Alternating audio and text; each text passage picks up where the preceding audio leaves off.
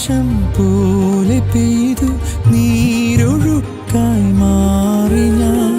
ഓമലാളെ നിന്നെ മാത്രം തേടി ഞാൻ. കുളിരായിതാ ഈ മൃദുടലിന് ചിറകിന തൊടാൻ പൊതിയുവാൻ